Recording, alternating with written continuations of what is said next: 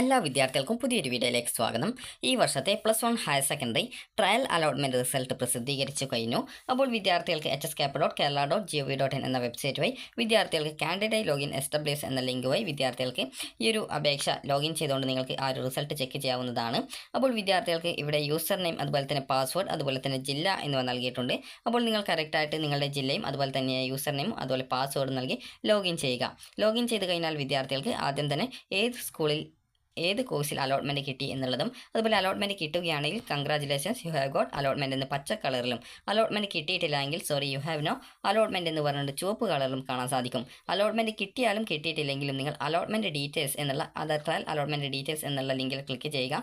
Click ചെയ്ത ശേഷം പിന്നീട് വരുന്ന പേജിൽ നിങ്ങൾക്ക് അലോട്ട്മെൻറ്റ് കിട്ടിയ വിദ്യാർത്ഥികളാണെങ്കിൽ അവിടെ അലോട്ട്മെൻറ്റ് ലെറ്റർ എന്ന് പറഞ്ഞുകൊണ്ട് കാണാൻ സാധിക്കും. അതായത് അലോട്ട്മെൻറ്റ് സ്ലിപ്പ് എന്ന് പറഞ്ഞുകൊണ്ടാണ് ചിലപ്പോൾ കാണുക. അപ്പോൾ അതിൽ ക്ലിക്ക് ചെയ്യുക. അതിൻ്റെ അലോട്ട്മെൻറ്റ് സ്ലിപ്പ് വേണമെങ്കിൽ ഡൗൺലോഡ് ചെയ്യുകയോ അല്ലെങ്കിൽ പ്രിൻ്റ് ഔട്ട് എടുക്കുകയോ ചെയ്യാവുന്നതാണ്.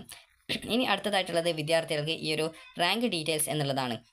അപ്പോൾ നിങ്ങൾക്ക് ഈ റാങ്ക് ഡീറ്റെയിൽസ് എന്നുള്ളതിൽ ക്ലിക്ക് ചെയ്തുകൊണ്ട് നിങ്ങൾക്ക്, അതായത് വ്യൂ റാങ്ക് ഡീറ്റെയിൽസ് എന്നുള്ളതിൽ ക്ലിക്ക് ചെയ്തുകൊണ്ട് നിങ്ങൾക്ക് നിങ്ങളുടെ റാങ്ക് ഡീറ്റെയിൽസ് വെറുതെ ചെക്ക് ചെയ്ത് നോക്കാവുന്നതാണ്. അപ്പോൾ നിങ്ങൾ നൽകിയിട്ടുള്ള എല്ലാ സ്കൂളുകളുടെയും അതുപോലെ തന്നെ അതായത് എല്ലാ ഓപ്ഷൻസിൻ്റെയും റാങ്ക് കാണാൻ സാധിക്കും. അപ്പോൾ ഒരു സ്കൂളിൽ ഒരു കോഴ്സിന് അപേക്ഷ നൽകിയിട്ടുള്ള ആ ഒരു ജില്ലയിലെ മുഴുവൻ വിദ്യാർത്ഥികളുടെ റാങ്കിൽ നിന്നും നിങ്ങളുടെ റാങ്കാണ് അതിൽ ഉള്ളത്. അതുകൊണ്ട് തന്നെ അതിൽ നിങ്ങൾക്ക് എത്ര റാങ്ക് ഉണ്ടായിരുന്നാലും നിങ്ങൾക്ക് അലോട്ട്മെൻറ്റ് കിട്ടാനുള്ള സാധ്യത ഇല്ലാതെയില്ല. കാരണം പല വിദ്യാർത്ഥികളും ചിലപ്പോൾ അതിലുള്ള നിങ്ങളുടെ റാങ്ക് എന്ന് പറയുന്നത് ജസ്റ്റ് നിങ്ങളുടെ റാങ്ക് എന്ന് പറയുന്നത് ഒരു 600 ആണെന്ന് കരുതുക. അവിടെ അലോട്ട്മെൻറ്റ് കിട്ടിയുള്ള വിദ്യാർത്ഥിയുടെ റാങ്ക് ഒരു 300 ആണെന്ന് കരുതുക. അപ്പോൾ നിങ്ങൾക്ക് അവിടെ ഡിസ്റ്റൻസ്, അതായത് നിരവധി ഡിസ്റ്റൻസ് കാണാൻ സാധിക്കും. അതായത് ആ ഒരു 300ഉം 600ഉം തമ്മിൽ നിരവധി ഇടയിൽ കുറേ വിദ്യാർത്ഥികളുണ്ട്. അപ്പോൾ നിങ്ങൾക്ക് അവിടെ കിട്ടാൻ സാധ്യതയില്ല എന്നൊക്കെ നിങ്ങൾ കരുതും. അപ്പോൾ അങ്ങനെ നിങ്ങൾ കരുതേണ്ടതില്ല. കാരണം ഒരു ജില്ലയിലെ ആ ഒരു സ്കൂൾ ഓപ്ഷനായിട്ട് നൽകിയിട്ടുള്ള എല്ലാ വിദ്യാർത്ഥിയുടെയും റാങ്ക് ലിസ്റ്റിൽ നിന്നുള്ള ആ ഒരു ഡീറ്റെയിൽസ് ആണ്. അപ്പോൾ എല്ലാ വിദ്യാർത്ഥികൾക്കും അതായത് അവിടെ തന്നെ അതായത് റാങ്ക് ഉണ്ട് എന്ന് കരുതി അവിടെ അലോട്ട്മെൻറ്റ് കിട്ടണമെന്നില്ല. അതുകൊണ്ട് തന്നെ നിങ്ങൾക്ക് അവിടെ കിട്ടാതിരിക്കാനും സാധ്യതയില്ല.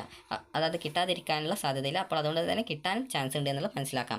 അപ്പോൾ വിദ്യാർത്ഥികൾ ഓപ്ഷൻസ് എഡിറ്റ് ചെയ്യുന്ന സമയത്ത് എഡിറ്റ് ചെയ്യും മുമ്പായിട്ട് നിങ്ങൾ ശ്രദ്ധിക്കേണ്ട പ്രധാനപ്പെട്ട കാര്യം, നിങ്ങൾക്ക് ഇപ്പോൾ അലോട്ട്മെൻറ്റ് കിട്ടിയിട്ടുള്ള സ്കൂൾ നിങ്ങൾക്ക് ഇഷ്ടമാണെങ്കിൽ അത് അവിടെ തന്നെ നിലനിർത്തുക.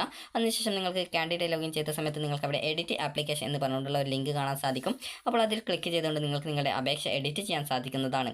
അപ്പോൾ വിദ്യാർത്ഥികൾ എഡിറ്റ് ചെയ്യുന്നതിന് മുമ്പായിട്ട് ശ്രദ്ധിക്കേണ്ട പ്രധാനപ്പെട്ട കാര്യം, നിങ്ങൾ രക്ഷിതാവായിരുന്നാലും അല്ലെങ്കിൽ വിദ്യാർത്ഥി ആയിരുന്നാലും നിങ്ങൾ ശ്രദ്ധിക്കേണ്ടത് നിങ്ങളുടെ അപേക്ഷയുടെ പ്രിൻ്റ് ഔട്ട് എടുത്ത് വെക്കുക. അതിനുശേഷം അതിൽ ഏതൊക്കെ ഡീറ്റെയിൽസുകൾ നിങ്ങൾ നൽകിയത് ശരിയാണോ എന്നുള്ള കാര്യങ്ങളൊക്കെ കറക്റ്റായിട്ട് ശ്രദ്ധിക്കുക.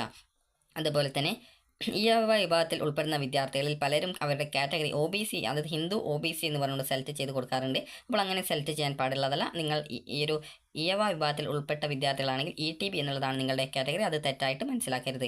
അതുകൊണ്ട് തന്നെ നിങ്ങൾ വ്യൂ പ്രോസ്പെക്ടസ് എന്നുള്ള ഈ ഒരു വെബ്സൈറ്റിലെ ലിങ്ക് ഉപയോഗിച്ചുകൊണ്ട് ഇവിടെ Appendix 2 എന്ന് പറഞ്ഞുകൊണ്ട് ഒരു ലിങ്ക് കൊടുത്തത് കാണാൻ സാധിക്കുന്നതാണ്. അതിൽ ക്ലിക്ക് ചെയ്ത് അത് ഡൗൺലോഡ് ചെയ്തെടുക്കുക. അപ്പോൾ ഡൗൺലോഡ് ചെയ്ത് എടുക്കുന്ന സമയത്ത് നിങ്ങൾക്ക് നിങ്ങളുടെ ഫോണിലേക്ക് അത് ഡൗൺലോഡ് ആയിട്ട് വരുന്നതായിരിക്കും. അല്ലെങ്കിൽ കമ്പ്യൂട്ടറിലാണെങ്കിൽ കമ്പ്യൂട്ടറിൽ ഡൗൺലോഡ് ആയിട്ട് വരുന്നതായിരിക്കും. അപ്പോൾ ഇവിടെ നിങ്ങൾക്ക് കട്ടിയിൽ കൊടുത്തിട്ടുള്ളത് അതിൽ കാണാൻ സാധിക്കും.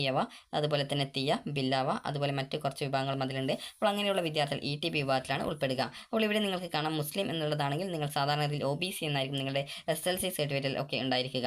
അപ്പോൾ അവർ പോയിട്ട് OBC എന്ന് കൊണ്ടുപോയി കൊടുക്കരുത്, മുസ്ലിം കാറ്റഗറി എന്നുള്ളതാണ് സെലക്ട് ചെയ്ത് കൊടുക്കേണ്ടത്. കാരണം ഓരോ വിഭാഗത്തിനും സ്പെഷ്യലായിട്ട് സംവരണം ഉള്ളത് കൊണ്ടാണ് ഈ ഒരു രീതിയിൽ നിങ്ങളുടെ കാറ്റഗറി കറക്റ്റായിട്ട് കൊടുക്കാനായിട്ട് പറയുന്നത്. അഥവാ കാറ്റഗറി തെറ്റിയിട്ട് കാറ്റഗറി സീറ്റിലാണ് നിങ്ങൾക്ക് അലോട്ട്മെൻറ്റ് കിട്ടുന്നതെങ്കിൽ അലോട്ട്മെൻറ്റ് കിട്ടിയ സ്കൂളിൽ പോയി കഴിഞ്ഞാൽ നിങ്ങൾക്ക് അഡ്മിഷൻ നൽകുന്നതായിരിക്കില്ല. അതുകൊണ്ട് തന്നെ ഈ ഒരു കാര്യം വിദ്യാർത്ഥികൾ ശ്രദ്ധിക്കേണ്ടതാണ്. നിങ്ങൾക്ക് ഇവിടെ കട്ടി കുറച്ചിട്ട് നൽകിയിട്ടുള്ളത് നിങ്ങളുടെ കാസ്റ്റും, അതുപോലെ കട്ടിയിൽ അതായത് കുറച്ച് ബോൾഡായിട്ട് കൊടുത്തത് കാണാൻ പറ്റും.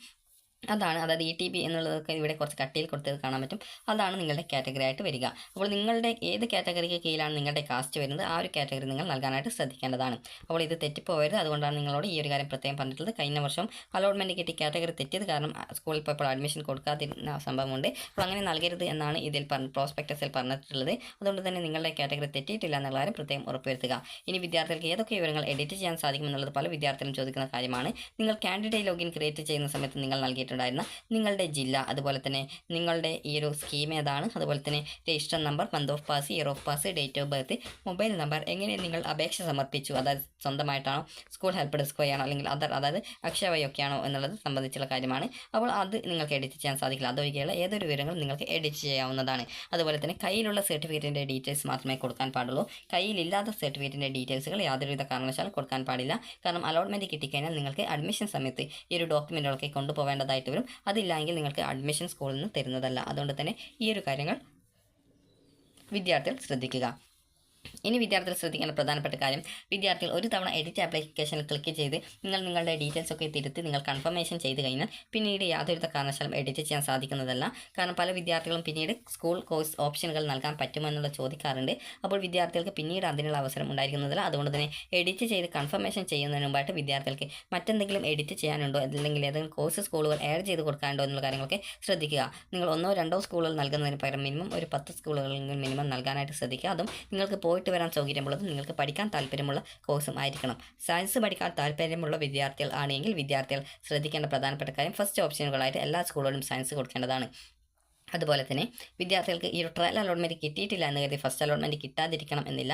അതുപോലെ ട്രയൽ അലോട്ട്മെൻറ്റ് കിട്ടിയ വിദ്യാർത്ഥികൾക്ക് ഫസ്റ്റ് അലോട്ട്മെൻറ്റ് കിട്ടണം എന്നുമില്ല. കാരണം പല വിദ്യാർത്ഥികളും ഈ ഒരു ഓപ്ഷൻ എഡിറ്റ് ചെയ്യാനുള്ള സമയത്ത് എഡിറ്റ് ചെയ്യുന്നതായിരിക്കും. അതുപോലെ തന്നെ നിങ്ങൾക്ക് റീവാലുവേഷൻ മാർക്ക് കൂടിയിട്ടുണ്ട് എങ്കിൽ മാത്രം ആ ഒരു മാർക്ക് ചേഞ്ച് ചെയ്ത് കൊടുക്കേണ്ടതാണ്. ഉദാഹരണത്തിന് എ ഗ്രേഡിൽ നിന്നും A+ ആവുകയോ C+ൽ നിന്ന് B+ ആവുകയോ അല്ലെങ്കിൽ സിയിൽ നിന്ന് B ഗ്രേഡ് ആവുകയോ ഒക്കെ ചെയ്യുകയാണെങ്കിൽ നിങ്ങൾക്ക് ഗ്രേഡ് കൂടിയിട്ടുണ്ടെങ്കിൽ മാത്രം എഡിറ്റ് ചെയ്ത് കൊടുത്താൽ മതി. മാർക്ക് കുറയുകയാണെങ്കിൽ ആ ഒരു കുറഞ്ഞ മാർക്ക് നൽകേണ്ടതില്ല. കൂടിയിട്ടുണ്ടെങ്കിൽ മാത്രമാണ് നിങ്ങൾ ആ ഒരു മാർക്ക് നൽകേണ്ടതായിട്ടുള്ളത്. അപ്പോൾ വിദ്യാർത്ഥികൾ ആ ഒരു കാര്യം കൂടി പ്രത്യേകം ശ്രദ്ധിക്കുക. അപ്പോൾ നിങ്ങൾക്ക് ഈ ഒരു വീഡിയോ ഉപകാരപ്രദമായിട്ടുണ്ടെന്ന് കരുതുന്നു. അതുപോലെ സ്പോർട്സ് കോട്ടയിലേക്ക് അപേക്ഷ നൽകാനുള്ള വിദ്യാർത്ഥികൾ, അതുപോലെ തന്നെ മോഡൽ റെസിഡൻഷ്യൽ സ്കൂളുകളിലേക്ക് അപേക്ഷ സമർപ്പിക്കാനായിട്ട് ഇരിക്കുന്ന വിദ്യാർത്ഥികളുണ്ടെങ്കിൽ അപേക്ഷ ഇന്ന് തന്നെ നൽകാനായിട്ടും ശ്രദ്ധിക്കുക. അപ്പോൾ നിങ്ങൾക്ക് ഈ ഒരു വീഡിയോ ഉപകാരപ്രദമായിട്ടുണ്ടെങ്കിൽ ലൈക്ക് ചെയ്യുക, ഷെയർ ചെയ്യുക. Thank you for watching.